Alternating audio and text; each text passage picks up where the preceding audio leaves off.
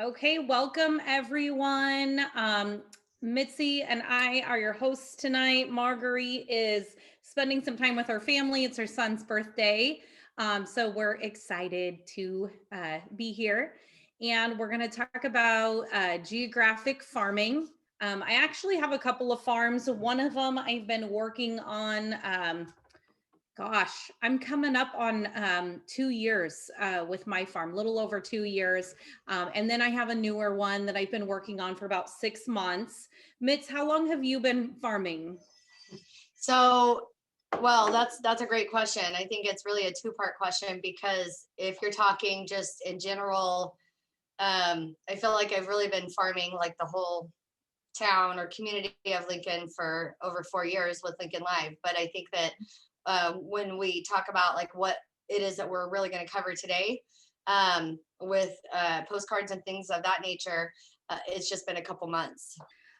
So, for those of you that don't know what a geographic farm is, this is a long term approach to becoming the neighborhood expert. This is something that is going to take time. You're not going to send out one mailing of postcards and all of a sudden have, 2 or 3 listings the next day. But this is something that I believe is if you are consistent and you take the time to do this, you're going to build business that lasts for years and years and years, and you're going to you're going to basically make your name a household name, and you'll have that facial recognition when you are in the area.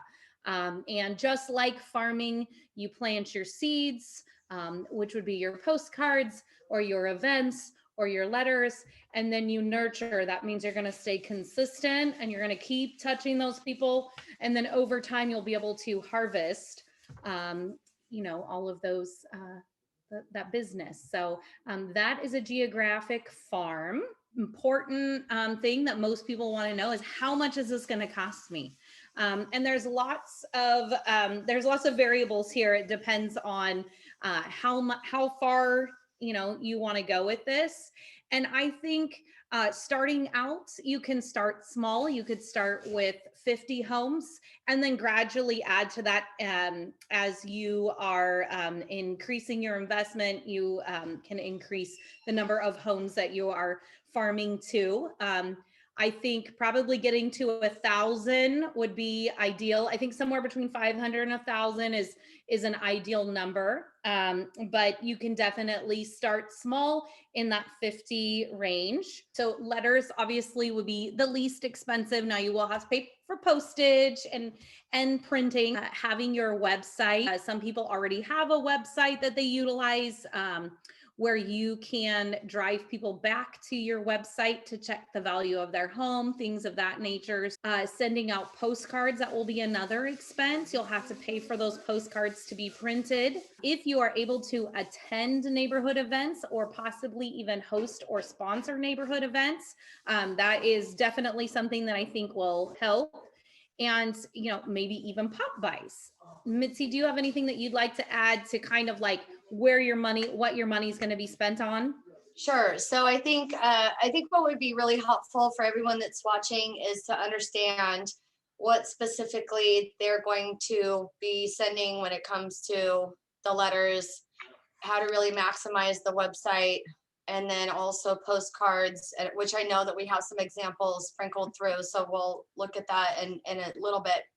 Neighborhood events and pop buys. So really to kind of drill down on that, when it comes to letters, you can send things like updates on what the market's doing. You can send information on what testimonials, maybe from clients that you've helped recently that are in the same neighborhood as the area that you're farming. So there's a variety of things that you can do. And I want to just remind everyone that there is so much information on the internet that's free. You can literally go and Google neighborhood farm letters for realtors or any variation of those search keywords. And that's going to bring up some examples and some letters that you can literally grab right from the internet, tweak them to fit your style and what it is that you're trying to, the value that you're trying to add, and then just send them right out. Website, you touched on a really great point regarding people being able to look at the home value right from the website. And there's different ways that you can, for a very small spend, just go on GoDaddy, or there's some other websites that you can go and buy a domain.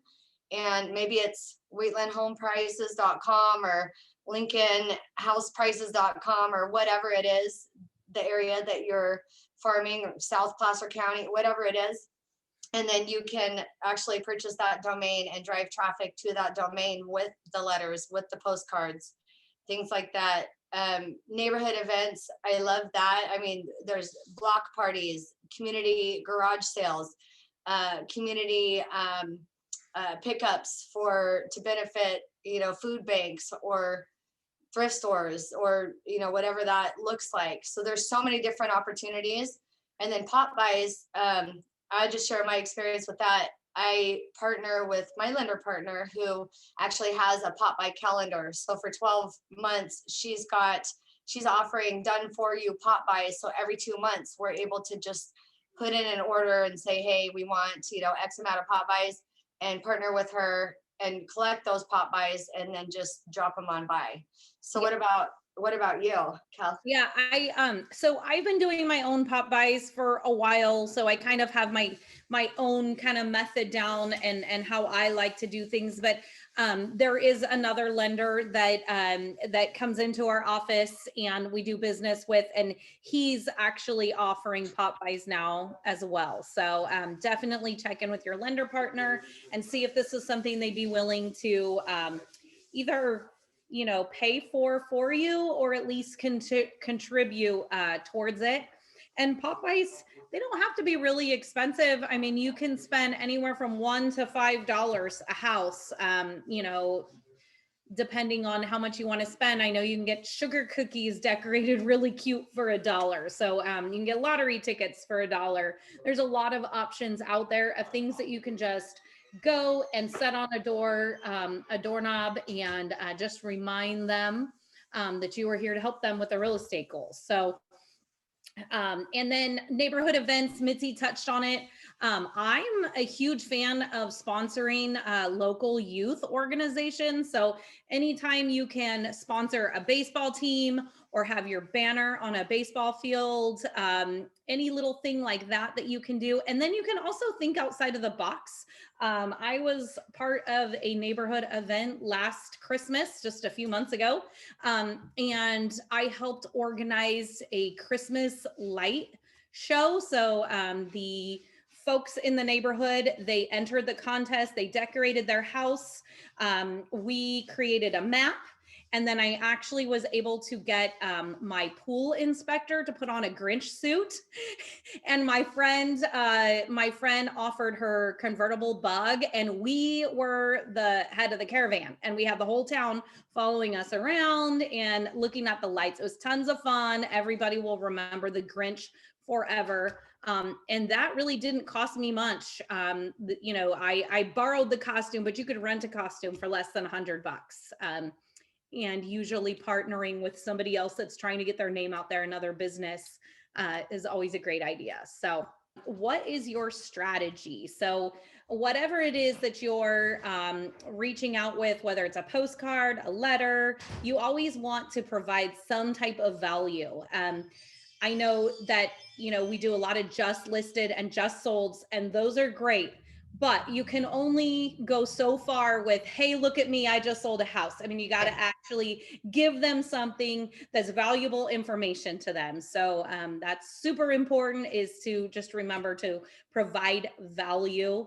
That could be local community events, anything that is relevant to like even COVID, right? So if there's a special information like a hotline for a disaster, I mean, just offering up information that somebody might be able to use. Anytime you're putting things like that on your postcards or in your letters, those are things that people want to save. They might want to put on their fridge. So just think about how people will use the information that you're sending. Yeah, even a community calendar. I think, especially as things start to open back up and we really return to normal, being able to allow people to send information regarding upcoming events that they're having or supporting the local high school or whatnot, getting that information out to the community. Not only are the folks receiving the information going to be extremely appreciative, but in addition, the folks that you're highlighting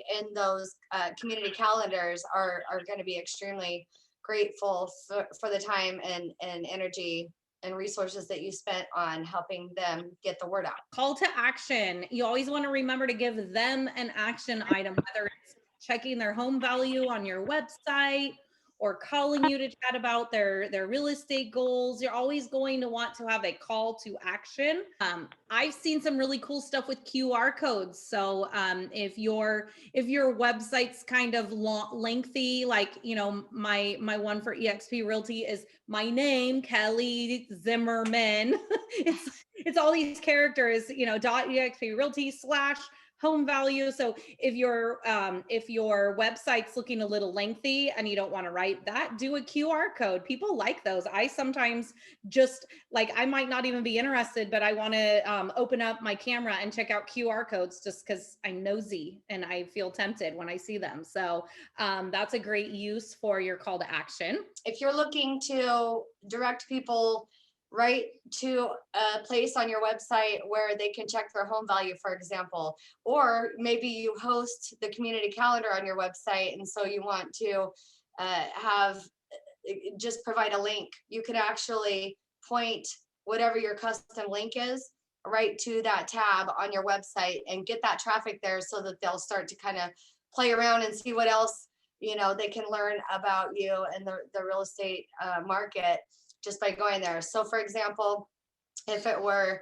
wheatlandevents.com, Wheatland Events is maybe what you advertise on the mail or the postcard or whatnot, but it actually points them right to the tab on your website where they're going to find that information. So it's not like the mitzidelacruz.com /events /Lincoln or whatever it is.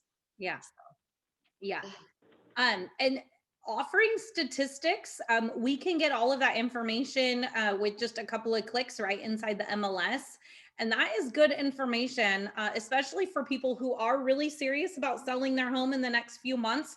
They're going to be paying attention to those statistics. So that is a great use of content. And I would strongly encourage, trying to be very consistent with providing stats to your farm. And also, face recognition. So if you're sending out all of this mail and you've got your headshot on there, and then those people are seeing you every month, they're seeing your picture on their door, they're getting things on their doorknob and they see your picture, and then they run into you at an event or in the grocery store, at the gas station. I've had so many people say, hey, you're that realtor. And that's what you want. You want people to feel like they already know you, and you want to feel approachable. And when they see your smiling face a couple of times a month, they feel like they can approach you. They feel like they already know you. So that is, one of your main goals there. Well, a question I have for you. So how do you stay consistent? My community calendar mailer, that's just always every 2 months. And I just know, hey, I've already done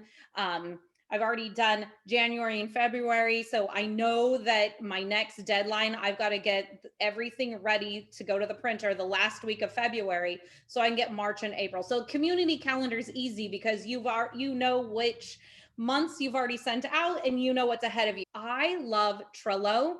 Trello is an organization platform that you can use, and you can integrate it into all different areas of your business and personal life. But I store ideas there. I have templates that we reuse, like the statistics, where we already have our template saved. We just get the new information for that month and we pop in the numbers, done. And then you can also set yourself reminders, emails to, hey, you got to send out a letter this month. But I have very specific dates, and we just put them in our calendar. I think it's really important before you start sending that first postcard or that second postcard to have your calendar all mapped out for the coming 6 months, year, whatever it is. I think a year is really ideal because then there's going to be that consistency this year, the following year. I'll share a really quick story with you guys. Right when I first got into real estate, I had actually fallen behind on my mortgage. So, just trying to get my business going and everything. And so my address popped up on a pre-foreclosure farm that a realtor in my neighborhood was doing. So obviously she'd gone to her local title company and she said, give me a list of all of the homes in this certain geographic area, right? So she established a farm and my information came up. So I ended up getting a postcard from her that said, hey, I know that you are in trouble here with the mortgage, but you've got equity. So call me to see if it makes sense for you to sell at this time. And funniest thing, at that point, I thought maybe the best thing for me to do was sell. I literally received one postcard from her. If I would have received a second, I might have sold my house with another realtor because I wasn't confident in my own ability at that point in my career, but I knew something needed to happen. So again, I got one postcard. Thank God I didn't get two because who knows? And I've had that happen to me with just listed and just solds, and I don't send those. Like if I'm listing a house in Yuba City, great. I love listing houses in Yuba City, but that's not my preferred market. I'm not spending marketing dollars in Yuba City, so I'm not generally going to send out just listed, just solds in that situation. But if I'm selling something in Wheatland or in Plumas Lake, that is my market. That is my area. Everybody's going to get just sold, just listed. And one of my listings that just closed a few weeks ago, I had sent a just listed, just sold on her street, and they had been talking about selling. My postcard showed up at the right time, and I was the only one she called. And it was because she went to the mailbox, she saw my postcard, and she said, let's call her. So you never know, if you're consistent, that's when you're able to get those types of calls. Okay, so content. I think content is probably the most scariest thing for most people. Like, what am I going to put on this letter, or what am I going to put on this postcard? But it's actually, there's so much content available on the internet, which Mitzi already mentioned. And I listed a few that I could just come up off the top of my head. But Breakthrough Broker, if you do not have a Breakthrough Broker account, you can usually get that through your title rep. And there is a ton of cool stuff in there. There's all kinds of farming letters all ready to go. You just pop in your own personal information. They have examples of postcards. You can even just use it as inspiration. You don't have to copy those word for word, but you can use them as a inspiration point. There's also cool stuff in the EXP Marketing Center.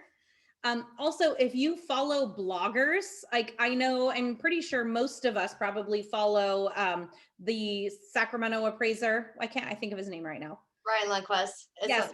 Bullet 2011. I mean, and there's a bunch of others too, like especially if you're on Pinterest, there's always a ton of links to different blog articles within Pinterest. And finding a cool article about anything, it could be about home DIY projects, it could be about spring cleaning, it could be a cool recipe that you make at Christmas time to give to your neighbors, or it could be very specific about the real estate market. But anything is good information that somebody could see as valuable, and you can find a lot of that by just following bloggers. And I always give the credit back to them. I will put on my postcard More information about this can be found at, and I will give the name of the website where I found that information. Um, and duplicating what you see in the mail. So if you get a farming letter, or your grandma or your best friend or whoever, take a look and see what other people are doing. You might get some great ideas just by seeing what comes in the mail to your family and friends. MLS trend reports, we already talked about that. And you can actually just print those out and include them with a letter, or you can just take the data and put it in a format that you already have saved for postcards. Um, Community highlights. So what's going on in the community? Do you want to support a local nonprofit that's having an event and invite people, to come to that? And then if you're there, that's even better. So community highlights is a great one. Uh, just listed and just sold. I just told you guys a little success story on that I had recently. But be consistent. Don't send it to an area that you're not actively farming in. Send it to those people that are receiving things from you already, just to kind of stay in that consistency pattern. There is cool stuff on CAR. I don't know. Is there anybody in here that's not California Realtor? I'm sure we all have a state association that sends us emails with information, articles. I get things in the mail. So you can find a lot of content just by reading those articles that are being sent to us.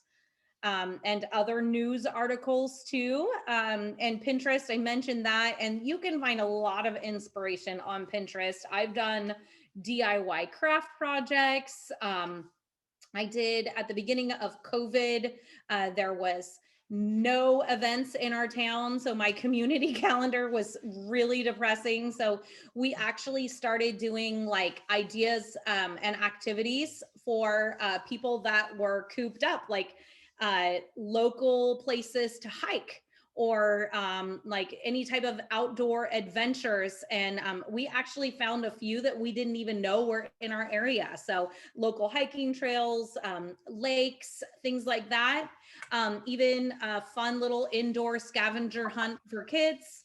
You could really just go in all different types of directions, and you can get a lot of inspiration from Pinterest. And I get a lot of ideas for my pop buys. Yeah, if you hear something really cool on a podcast that you're listening to, or a book, that could inspire you to write a letter to your farm. And that could be about New Year's resolutions. It could be about anything. It does not always have to be about real estate. Everything in marketing goes back to the same fundamental,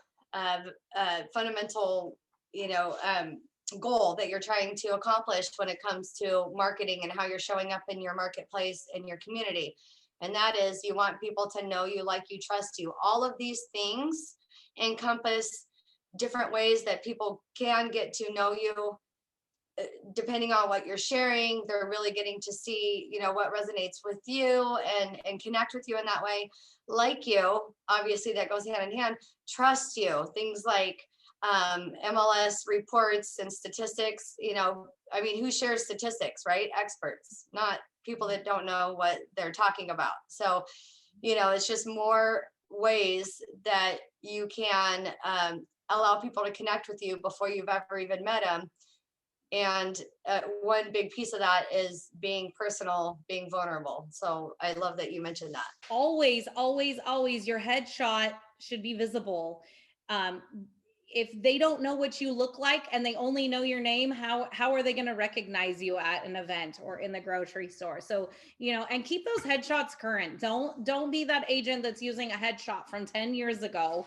Update those periodically. So, and then your logo, which company are you with? Do you have a special logo that is your own personal branding, or, your brokerage as well? Legal disclaimers. Now, You can find all kinds of legal disclaimers when you are on those websites that we talked about, Breakthrough Broker, EXP Marketing. You can see the little disclaimers at the bottom of those postcards. You want to make sure that you are telling people that if they already have a real estate agent that they're working with, to please disregard your solicitation. Also, where did you get that information from? If you are sharing an article or something, a recipe or something that a blogger wrote, you want to give that credit back to them. You don't want to make it look like you came up with this content. So make sure that you are, letting people know where you found this information.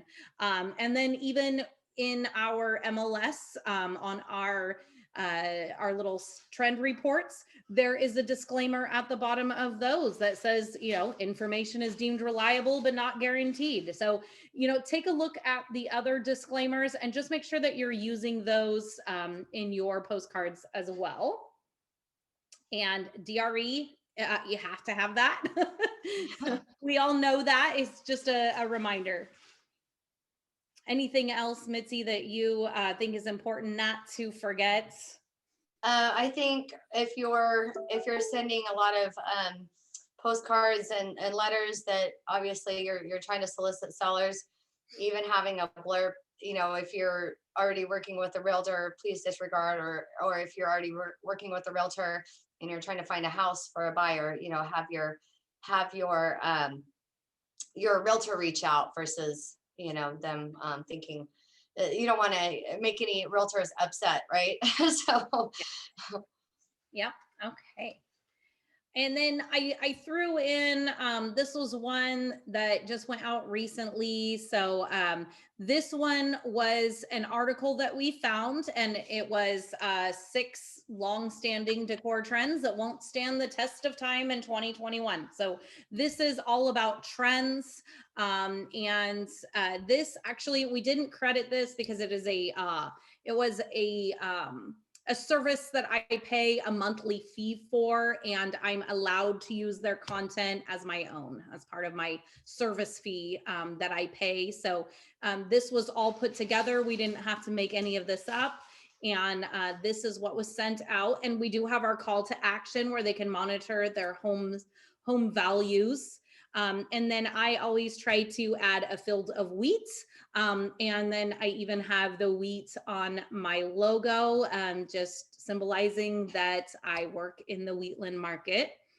So just make sure that everything kind of has the same look. Not every postcard has to be the same, but you want to have that same kind of branding vibe with everything that you're doing. And then this is an example of the market update postcards that we do. So this is just a standard template, and then we update it with the current information. So what were the active listings in November 2020, how many homes sold. So all that information is coming right off of the MLS, and our disclaimer was on the back side of this postcard.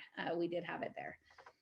So a little information on what we do. In some of our letters, we're very specific about like in our market here, we have 4 floor plans, right? So we have, a couple of hundred homes and there is 4 floor plans in those homes. And so I was very specific in one. If you have a house that's 1,878 square feet, your value could be in this range. So we've done very specific ones.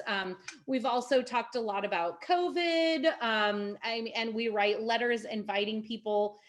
We did a pumpkin carving contest. We sent that information out in a letter inviting our people in our farm to enter the pumpkin carving contest. So, all those letters can be,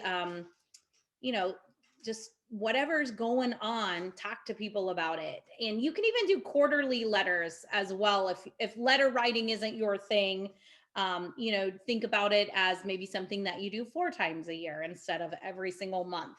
Choose what is, resonates with you. Like, I love pretty graphics and I love designing postcards. So I'm kind of more drawn to those types of mailers. And then, the letter writing, I have somebody that is really good at writing letters, so she writes the letters for me because that's not my thing. So just play around with it, see what feels good to you, see what you feel confident about, and just do it.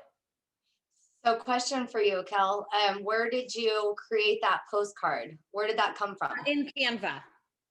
So right in Canva. So it probably didn't even take you, what, maybe an hour at the Yeah. most? Yeah. Yep. And it's beautiful. It looks very professional. And Canva costs what? I think it's like $9 a month. Well, there is a free version and then there's a pro version. So a lot of this you can do for free. But if you want kind of like some of the updated graphics, you can pay $9 a month to have access to all of their graphics and photos that they have. And don't be overwhelmed too and think that you have to create one from scratch. There's tons of templates on there. So you can like choose something that a designer has already made and then just tweak it. So if don't feel overwhelmed. There's a bunch of templates inside Canva. Absolutely. In fact, so this is a postcard that my team and I recently sent out to our farm. And we actually found the template from an online source. It might have been Breakthrough Broker, but I don't recall offhand. So in any case, we grabbed what was already created, and then we tailored it to make it ours. And then we included the trend graphics report. Mm-hmm. But I really like what you did with really even drilling down to, this is the amount of houses that were on the market. Here's the amount of houses that sold, and then here's the average sales price. But so we've created a farm that we're just sending kind of the same marketing piece to. A couple different gals that are on my team are sending it to different markets. So we did Sacramento / Placer County market, so that we could kind of not have to reinvent the wheel. It's the same piece. Yes. Nice. I like yours. They're very colorful. Thank you. I like yours. I think we might have missed a slide, so I do want to touch on that. How to find your farm. How do I select an area? So there's all kinds of resources out there that you can pay for. But then there's also some free ones as well. I know that title companies are great for trying to track down who's owned their home for 7 to 10 years and they have at least 80% or less loan to value. So you can utilize your title company for mailing lists. You can use other services like HomeSnap. I think it's like an annual fee. And there's a free version and then there's a paid version. The paid version actually uses some type of cookies or data to determine which houses in a neighborhood are most likely to sell. So you can this one is a little bit more work because you are, you're going house by house in a neighborhood, checking each one, looking for those homes that are on the most likely to sell list. And then Mitzi, tell us about trend graphics. So I use trend graphics more as a tool just to understand what the market is doing. For example, I sat in on a listing appointment today where the seller was selling in a very specific area, part of Sacramento. So we were very intentional with pulling the trend graphics report, which is right on the MLS, and we just pulled the zip code where her home is located because it's surrounded by some other areas that they're different markets. So really, I'm more using the trend graphics to add value and establish myself as an expert in that market than really identify farms. But I would say, with title companies especially, I think that sometimes, especially in this market, it's easy for us to kind of get overwhelmed by the speed of the market and the lack of inventory and things like that. And sometimes we kind of lose the focus or just forget the basics. But taking it all the way back to the basics and remembering the title companies, nobody goes to a title company and says, I want to buy a house. No one's ever going to start there. Just like no, hardly anybody starts with your lender when they're looking to buy. So it is actually in the title company's best interest to create those relationships with us as agents and help us to grow our business so that hopefully we'll reciprocate, right? And then use them to help service that business once we actually have that buyer or that seller. So it's just easy to reach out to the title company and say, hey, I'm really looking to create a farm that's going to have at least that 6% turnover or greater. And this is what I'm looking for. And you can drill down. Like, for example, the postcard that I just shared with you guys, my team and I we're hyper focused right now on out of state sellers. So we're looking for folks that own California real estate, but are not physically here. And that's why our message is tailored to their pain points. But we were able to partner with a local title company to get not only the current addresses of the folks that we're mailing to, but in addition, we were able to get phone numbers and email addresses and their status on the do not call list, and it costs less than $20 to get all that information. So now we can, target not just with the postcards and things of that nature, but email, text, phone calls, things of that nature as well. Choose a location where you know the market. We would all love to sell $1 million homes in, Los Lagos, but I don't live in Los Lagos. I'm not going to ever be at the grocery store in Los Lagos. Choose some place that is close to your home or close to the market that you're actively working in. And then also you want something that's in high demand. If you live in an area that's maybe not the most sought after area, maybe move over to the next little community where people are, really trying, where there's, low inventory and high demand. That's my other little tip. And then I think we have one more slide. Oh, other ideas. Door knocking in your farm. Great idea, because now they've been receiving your mailings. Now you're knocking on their door. So, that's also an option too. Some people don't like to door knock, and that's fine. Grab a partner if you're scared. Maybe another realtor that's in your office or a lender, and go out and meet some people. And then the quarterly letters, which I touched on. I know Marguerite does her letter from the heart, and she just kind of gives updates about what's going on in her life. So that's, something that you could do quarterly as well, kind of like a newsletter. Hosting events, we did touch on that. And I know Mitzi and I both do a lot of events in our community. So if you ever wanted to pick our brain or even just follow us on Facebook, we're usually advertising the events that we're doing in our communities. But I do a local shred event. This will be my second year. So right after tax day, I book it a year in advance, and I have a shred truck that comes in our little strip mall. And I send out letters to everyone in the community, letting them know that we're gonna have a shred truck.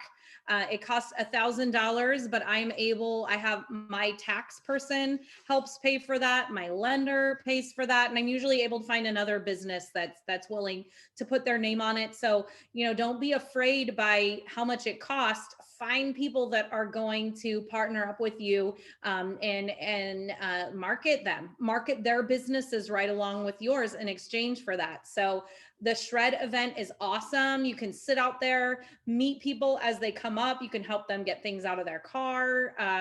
I've even added a donation jar where if they want to tip, I give all of the tips to a local nonprofit. So that's just another layer to it, because now you're actually fundraising for a nonprofit in your community. So all of these are great things. The pumpkin carving contest and the coloring contest and the the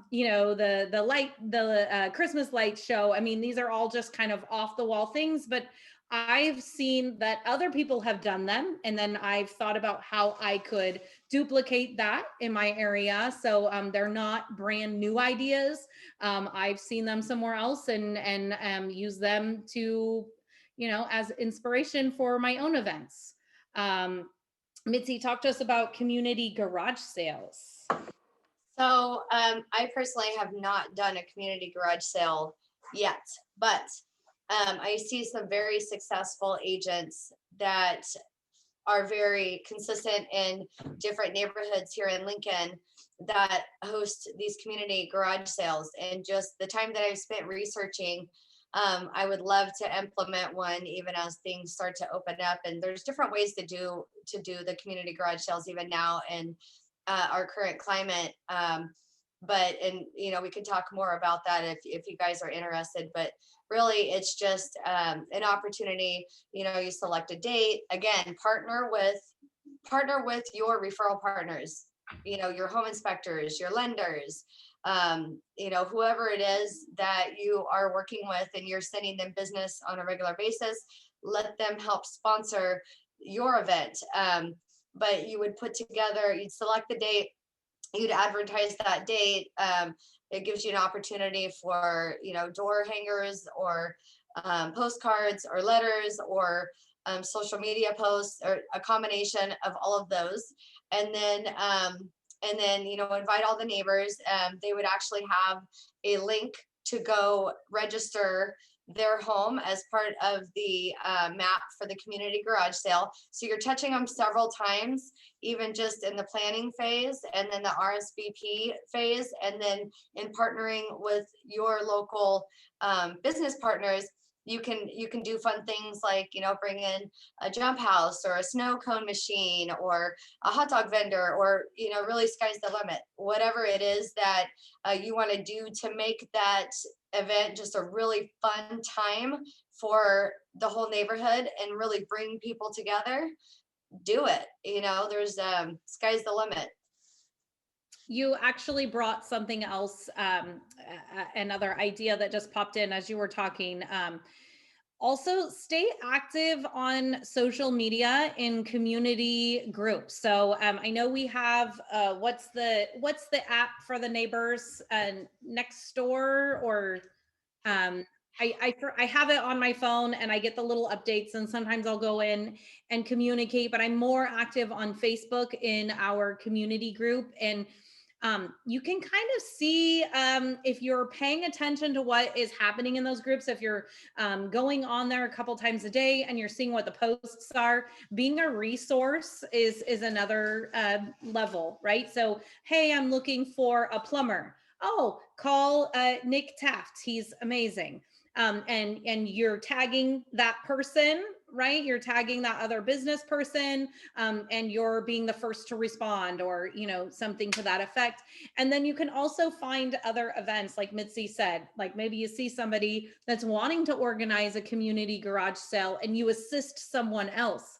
I had seen somebody was doing a fundraiser because they wanted to do a block party, and they were trying to raise money.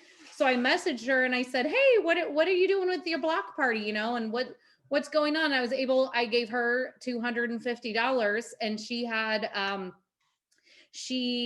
got costumes. People came in costumes, like characters, to her party, and I was able to pay for that. And she advertised. I wasn't at the block party. I didn't go. I didn't know anybody that was there, but I gave her a little bit of money, and then she told all of her neighbors, hey, it was a realtor that paid for all of these characters to be here. So pay attention to what's being talked about in those community groups. Yeah, 100%. Completely agree. It's all part of the brand recognition and all part of helping people get to know you, like you, trust you. Awesome. Does anybody have any questions on any of that we went over? Well, feel free to reach out to Mitzi or myself if you guys want to pick our brains, or if we're not already friends on Facebook and you kind of want to follow us and see what we're doing, we would love to help you guys. Yeah, and also on that note, if you guys have marketing pieces that that you've created, or you have some ideas regarding farming, or just creating that campaign and that content calendar, whatever it is that you want to push out in your farm, or the area that you've selected to be that area expert in, like, please don't hesitate to reach out. Please do reach out, send it to us, we'll help you. So don't feel like this is something, like Kelly said earlier, don't feel overwhelmed. It's not complicated, but it's something that just needs to be, the best time to do, the best time to plant a tree was 20 years ago. Best second best time is now, kind of that same quote that I'm sure you guys have heard a billion times. But the reality is, the sooner you get started, the sooner you're going to start to see results with that. So don't hesitate to reach out to us for help, inspiration, ideas, or whatever you guys need. All right, thanks guys, thanks for being here. Bye. Bye.